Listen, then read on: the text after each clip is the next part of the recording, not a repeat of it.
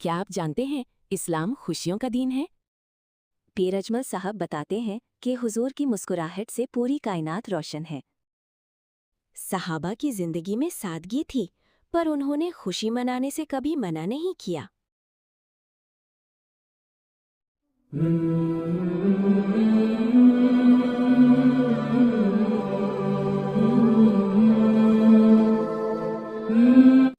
محفل میلاد النبی صلی اللہ علیہ وسلم کی حقیقت کیا ہے، ضرورت کیا ہے اور تقاضے کیا ہیں، اس حوالے سے کچھ گزارشات عنوان گفتگو رہیں گی۔ دعا ہے اللہ تبارک و تعالی اپنی ناراضگی والے جملے سے محفوظ فرمائے، اپنی رضا والی بات کرنے کی توفیق عطا فرمائے۔ عزیز بھائیو، قرآن مجید فرقان حمید نے ارشاد فرمایا قل بفضل اللہ، اے محبوب آپ فرما دیں جب اللہ کا فضل ملے، وَبِرَحْمَتِهِ اور اس کی رحمت ملے، فَبِذَلِكَ فَلْيَفْرَحُوا تو انہیں چاہیے کہ خوشی کا اظہار کریں۔ سورہ یونس کی آیت نمبر 58 ہے۔ جب اللہ کا فضل اور اس کی رحمت ملے تو خوشی کا اظہار کرو، خوشی کا۔ اسلام مسرتوں کا دین ہے، خوشیوں کا دین ہے۔ نبی پاک سید عالم صلی اللہ تعالی علیہ وسلم کی مسکراہٹ کے اندر وہ حسن تھا کہ کائنات ساری حضور کی مسکراہٹ کی وجہ سے ہی مسکرا رہی ہے۔ حضرت جریر ابن عبداللہ رضی اللہ تعالیٰ عنہ حضور کے صحابی ہیں، وہ فرماتے ہیں کہ جب حضور مدینہ طیبہ تشریف لائے تو میں ملاقات کے لیے حاضر ہوا۔ پہلے دن میں حضور سے ملا تو نبی پاک مسکرا رہے تھے۔ پھر 10 سال میں حضور کو دیکھتا رہا، اور حضور کے وصال سے چند دن پہلے میری جو آخری ملاقات ہوئی تو اس میں بھی میں نے اپنے نبی کو مسکراتے ہی دیکھا ہے۔ اور فاضل بریلوی رحمۃ اللہ تعالی علیہ نے تو اس تخیل کا اور رنگ میں لیا ہے۔ وہ کہتے ہیں حضور کے مسکرانے سے ہی دنیا مسکراتی ہے۔ فرماتے ہیں جس کی تسکی سے روتے ہوئے ہنس پڑے۔ جب حضور ہلکا سا مسکراتے تھے تو رونے والوں کے دل بھی ٹھنڈے ہو جایا کرتے، غمزدہ لوگ مسکراتے تھے۔ حضور کی خوشیاں تقسیم کرتی تھی۔ نبی پاک صلی اللہ علیہ وسلم کا مسکرانا امت کے دلوں کو ٹھنڈا کرتا تھا۔ فرمایا جس کی تسکی سے روتے ہوئے ہنس پڑیں اس تبسم کی عادت پہ لاکھوں سلام۔ اور فرمایا یہ نہیں تھا کہ حضور بڑے تکلف سے مسکراتے تھے، حضور کی تو عادت تھی، اس تبسم کی عادت پہ لاکھوں سلام، مسکراتے رہنا، خوشی کا اظہار۔ اسلام بہت ساری چیزوں کا انسان کو پابند کرتا ہے، حدود و قیود میں رہنے کا حکم دیتا ہے۔ صحابہ کرام علیہم رضوان کے ہاں شادی کے موقع پر بارات لے کر کے جانے کا کوئی رواج نہیں تھا۔ حضرت عبد الرحمن ابن عوف رضی اللہ تعالیٰ عنہ جیسے مالدار لوگ بھی شادی کرتے ہیں تو نبی پاک کے بغیر بھی بارات چلی جاتی ہے۔ کوئی کانسیپٹ نہیں اس طرح کا کہ ڈھیروں بارات لے کے جائی جائے۔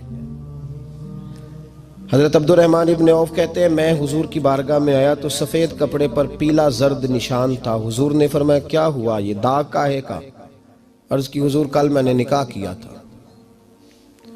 تو محبوب نے جو ارشاد فرمایا اس میں فرمایا بڑی اچھی بات ہے، ولیمہ ضرور کرنا، چاہے ایک بکری ہی ذبح کرنا۔ بارات نہیں لے کے جائی جاتی تھی، ولیمے کا حکم دیا۔ اور بخاری میں نبی پاک نے یہ بھی فرمایا جب تمہیں کوئی ولیمے کی دعوت دے تو جایا کرو۔ اچھا، اب شادی کے موقع پر جو بارات لے کے جائی جاتی ہے تو اگرچہ حضور کی سنت نہیں، لیکن اسے ہم حرام نہیں کہتے، اسے ہم ناجائز نہیں کہتے۔ ہم نہیں کہتے کہ یہ تو نے غلط کیا، اگرچہ لے جانا حضور سے ثابت اس مروجہ انداز میں ثابت نہیں، اس طرح ہمارے ہاں جاتے ہیں، لیکن ہم پھر بھی اسے ناجائز۔ کسی صحابی نے اپنے بچے کی شادی پر اپنے گھر میں لائٹنگ نہیں کرائی، لیکن آپ کو دنیا کا کوئی عالم یہ فتویٰ نہیں دے سکتا کہ لائٹنگ کرانا حرام ہے۔ آپ شادی کے موقع پہ ساری گلی سجا لو، آپ ساری چھتوں پہ لائٹنگ کرا لو، کوئی آدمی یہ آپ کو فتویٰ نہیں دے سکتا کہ شادی کے موقع پر لائٹنگ کرانا جائز نہیں۔ کبھی سنا ہے آپ نے کسی سے؟ بولیے یہ جائز ہے، جائز پیسے ہیں تو ٹھیک، بلکہ میں اس سے آگے بڑھتا ہوں، اس سے تھوڑا اور آگے جاتا ہوں۔ حضرت عائشہ صدیقہ رضی اللہ تعالیٰ عنہ فرماتی ہیں میرا جو کمرہ تھا نا جس میں میں حضور کے ساتھ رہتی تھی اور ایک لمبا زندگی کا عرصہ گزارا، اس میں 3 آدمی سو سکتے تھے، چوتھے کے لیے جگہ ہی نہیں تھی، اور کچا تھا، کھجور کے تنے کھڑے کر کے اس پر کھجور کے پتوں کی چھت ڈالی گئی تھی۔ میں جب ہاتھ اٹھاتی تھی تو میرا ہاتھ اپنی چھت کو چھو جاتا تھا۔ یہ ہے سنت نبی پاک کی، یہ حضور کا طریقہ ہے۔ بتائیے پکے گھر میں، لینٹر والے گھر میں رہنا جائز کہ ناجائز؟ کیوں جی؟ حضور تو کچے مکان میں رہتے تھے، آپ نے کیسے پکا بنا لیا؟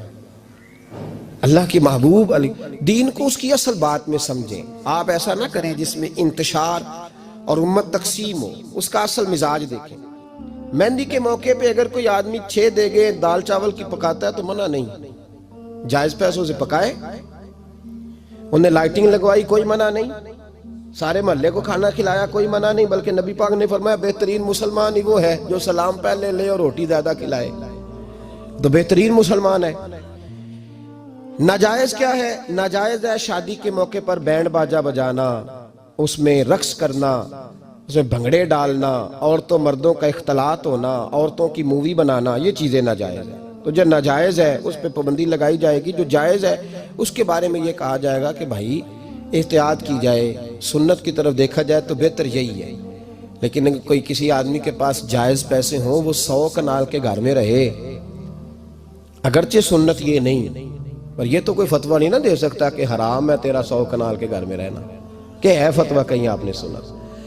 تو ہمارے ہاں تکلیف کا معاملہ یہ ہے۔ دیکھیں میرے بھائی، کسی بھی صحابی نے، بڑے درد کے ساتھ بات کر رہا ہوں اور یہ میرا درد ہے، میں درد سے اپنے دل کو، اپنے ایمان کو حاضر ناظر کہہ کے بات کر رہا ہوں۔ امت بٹ جاتی ہے ہر موقع پہ یار، ہر جگہ ہی تقسیم ہو رہی ہے امت مسلمہ، ہر روز کچھ نہ کچھ فتوے ایسے مل جاتے ہیں جس میں دراڑیں پڑتی ہیں۔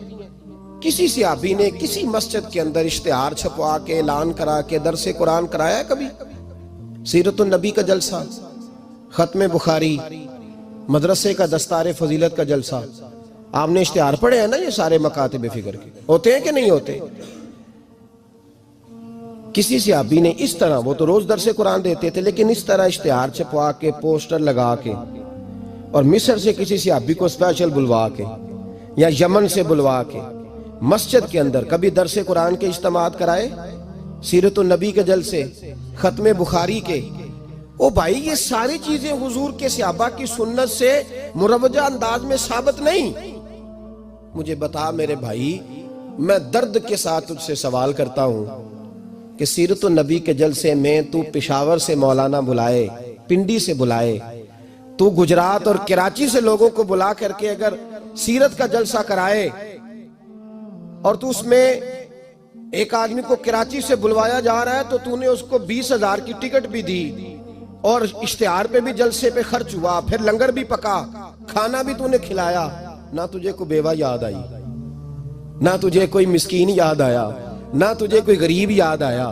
حالانکہ کہنا چاہیے تھا نا یہ جو ₹1,00,000 لگ رہا ہے کسی بیوہ کی خدمت کر دینی چاہیے، یتیم کو دے دینا چاہیے۔ درد کے ساتھ بات کر، سوال میرا یہ ہے کہ وہی کام جو سیرت کے جلسے میں ہوتے ہیں، پہلے تلاوت ہوتی ہے، پھر نعت ہوتی ہے، پھر کسی عالم کا بیان ہوتا ہے، وہی کام صرف نام بدل کے کیا جائے، عید میلاد النبی نام رکھا جائے صلی اللہ علیہ وسلم۔ یہ میں آپ کے ذہنوں پہ دستک دے رہا ہوں، تقریر نہیں کر رہا، صرف دستک دے رہا ہوں۔ او بھائی دیکھو، ایک آدمی وہی کام نام بدل کے کرے تو جائز ہے، اور اگر اس میں نبی پاک کے میلاد کا نام رکھ لیا جائے یا نعت کا نام رکھ لیا جائے تو پھر مجھے اجازت دے میں تجھ سے سوال کروں کہ صرف تجھے حضور کی تعریف پوری لگتی ہے؟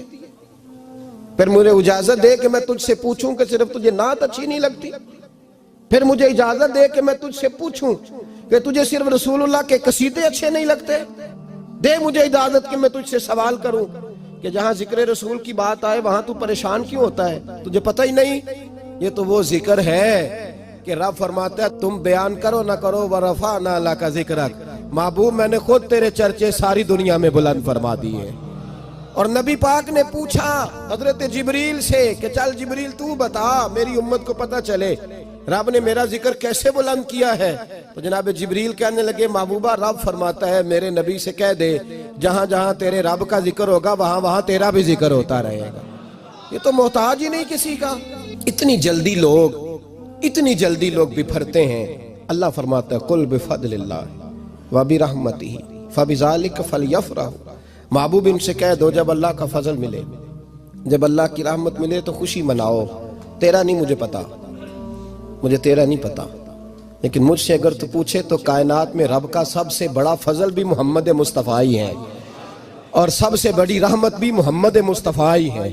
وہ دو عالم کی رحمت تھے وہ جہاں چاہتے وہیں رہتے. یہ تو ان کی مہربانی ہے کہ یہ عالم پسند آیا. رب کریم نے تجھے آنکھ دی دنیا دیکھی تو نے. رب کریم نے تجھے قوت دی تو نے دنیا گھومی. اور پھر رب نے تجھے بیٹے دیے تو میٹھا میوہ اور بیٹیاں دی تو تیرے لیے باعث کرم.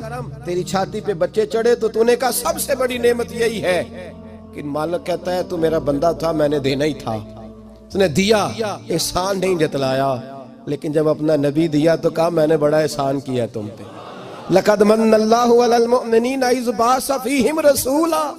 میں نے تم پر احسان کیا ہے. کون دیتا ہے کسی کو محبوب اپنا؟ نہ جانے رب نے یہ کیسے گوارا کیا. لقد من اللہ علی المؤمنین اذ بعث فیہم رسولا. اتنا بڑا فضل فضل بھی حضور. اور جب بات رحمت کی آئی تو فرمایا مومنوں صرف تمہیں ہی نہیں عیسائیوں یہودیوں سکھوں دنیا میں جتنی مخلوق ہے حتیٰ کہ جانور بھی حتیٰ کہ چونٹیاں نباتات جمادات ہر چیز. یا اللہ تو نے کیا دیا؟ فرمایا وما ارسلناک الا رحمتا للعالمین. میں جس کا رب ہوں ان سب کے لیے میں نے اپنے نبی کو رحمت بنا کے بھیج دیا ہے. بیٹے کے آنے پہ تو مٹھائی بانٹتا ہے میلاد والے دن تو لائٹیں بند کر لیتا ہے. بیٹے کے آنے پر تو حلوائی بٹھاتا ہے اور نبی پاک کے نام کی لائٹیں لگی ہوں تو پریشان ہوتا ہے. ہم سے کبھی پوچھ تجھے بتائیں بس نہیں چلتا ورنہ تاڑے توڑ کے چھتوں پہ لگا دیں. بس نہیں چلتا فرشتوں کو بھی کہیں آؤ ہمارے ساتھ شامل ہو جاؤ آمد مصطفیٰ مرحبا مرحبا کا نعرہ لگانا ہے. ہمارا بس نہیں چلتا ورنہ دنیا کی ساری نعمتیں بچھا دیں اور لوگوں کو بتلائیں کہ اصل تو خوشی منانے کا دن ہی آج ہے جب اللہ نے ہمیں اپنا پیارا رسول عطا فرمایا ہے. اور ہمارے امام تو کہتا ہے میلاد نہ کر. ہمارے امام نے تو کہا حشر تک ڈالیں گے ہم. حشر تک یہ 2-4 دن کا تو پروگرام ہی نہیں ہمارا.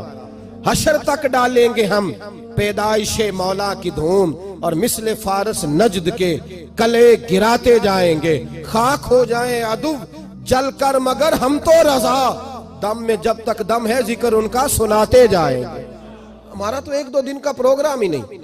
اور پھر سنو کتنی بڑی نعمت ہے. حضرت عباس سے کسی نے کہا تھا اللہ کی سب سے بڑی نعمت تو بخاری اٹھانا. فرمانے لگے محمد نعمت اللہ. بخاری ہے بخاری. فرمایا محمد اللہ کی سب سے بڑی نعمت ہے صلی اللہ یہ سب سے